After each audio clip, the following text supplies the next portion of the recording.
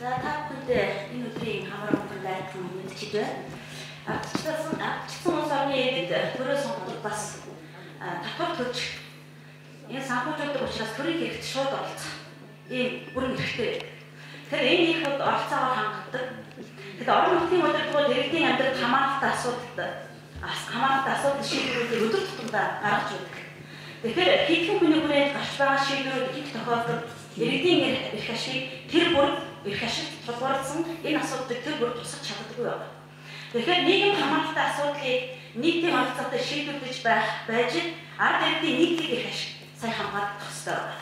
Тэгэхээр хэрвээ иргэн бүр төрийн шийдвэр гаргах үед ялцад оролцоод гэх юм бол өнөөдрийн бүхнийг мэдж шийдэх төвлөж төржсөн энэ тогтолцооноос бид нэр иргэдтэйгээ зөвлөдөж асуудлыг шийдвэрлэдэг иргэн төвтэй улс орн болохыг зорилгоо болгож ажиллах ёстой юм байна.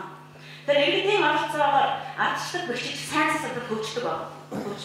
Тэгэхээр 1989 оноос хойш төдийгүй ардчлалын хэлбэрээр улсын хурал болон орон нутгийн парламент иргэдээс ардчлалын хэлбэрээр улсын хурал парламентд сонгогдсон гарсан төлөөлөгчид бүхий шийдвэрийг дангаараа өөрсдөө гаргаж ирсэн ийм түүхийг. Тэгэхээр дэлхийн олон орн улс төрийн чөлөөт өрсөлдөөнийг хаан болгож сөрөг хүчнийг хяхан тавьчих сонгуул дуурлах явдал нэгдэлгүй газар авсан байдаг.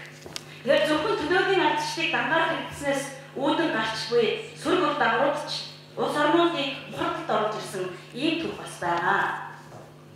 Тэгэхээр иргэний оролцоогоор гаргасан маш олон шийдвэр тухайн улс үндэстний аюулгүй байдалд хашиж улс төр нийгмийн эдийн засгийн асрын хохирол учруулдаг гашуун туршлагыг бид нар мэднэ.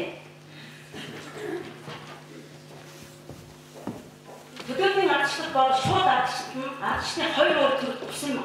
Тэгэхээр өнөөдөр бид нар төлөөгийн ардчлалыг иргэний шууд ардчлалтай хослуулна нөхөж нэг институт болон ажиллах нь бидний хамгийн гол зорилго байна. Энэ хоёр зарчмыг зөв хослуулан хэрэгжснээр нийгмийн зөвшөөрлөгийн хамгийн үр ашигтай механизм бүрдүүлсэн. Оролцоо бол ерөөсөө мэдбэр төвчд юм байна. Тэгэхээр иргэд өөрсдийнхээ ашигыг хамгаалах амьдралаа сайжруулахын тулд оролцдог байх ёстой. Хин нэгнээс шаардах бус харин өөрсдөө гар бие оролцсон хэрэгцээ шаардлагатай нийцүүлэн бүтээн байгуулдаг. Оролцоогоор хөгжлийн бүтээгч санаачлагтай иргэдийг бий болгох нь бидний хамгийн гол зорилго юм байна. За оролцоо их мэддэг юм байна. Нутаг орны асуудалд оролцохын утга учир нь орон нутгийнхаа эзэн байх гэдэг.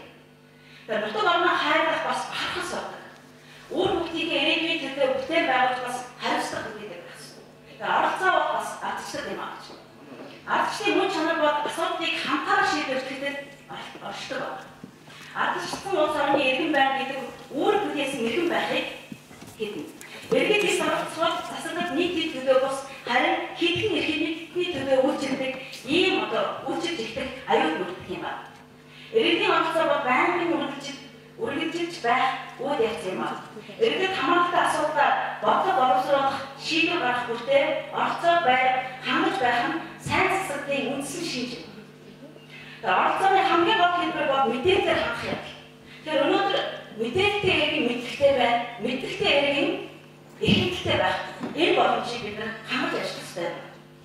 Тэгэхээр бид хамгийн хариуцлагатай цаг мөч тооч ирээд 2013 оны төсөвтэй холбоотойгоор бид иргэний ардчлал шууд ардчлалын энэ хэлбэрийг иргэд түгээн дэлгэрүүлж ойлгож иргэдийн оролцоог бид хөгжүүлж энэ механизмыг бүрдүүлэх нь бидний хамгийн гол зорилго байх ёстой. Бидэрт маш их чухал хариуцлагатай мөч тооч ирээд байна. Хэрвээ иргэд маань оролцож юу ч хийхээ мэдэхгүй байна гэдэг маань тэр хүн мэдээлэл хаас дотор очсон байгааг бид хийж байгаа юм.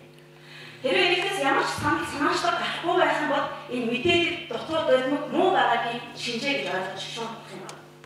Мэдээлэл хангалттай байх тусам хандлага илүү үйл хэрэгцэл бий болох. Энэ иргэд төрийн хоорондын түншлэг авдаг. Энэ явдлаас бид урьдчилан сэргийлэх хэрэгтэй байна.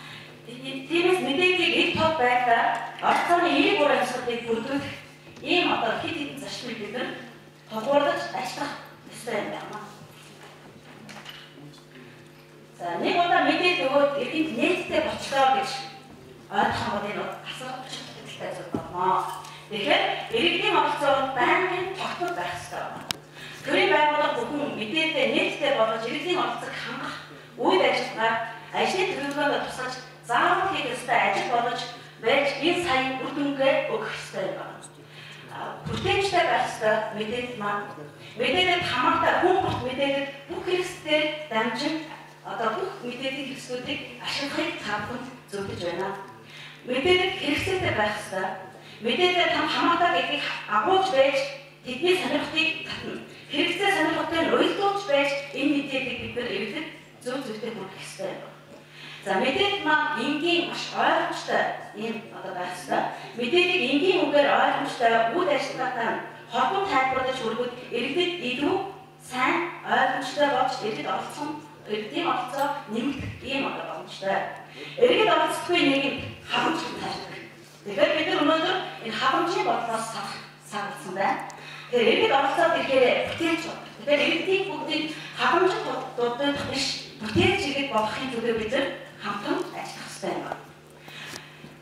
Хамтдаа бүгдээ шууд ардчдыг хөтлөж их орныхаа эзэн байж иргэдэд эрх мэдэл олгох энэ сайхан ажил гар бие оролцсон мандайхан хамтан бүгдээ зүтгэцгээе. Та бүхэнд ажлын амжилт хүсье. Баярлалаа.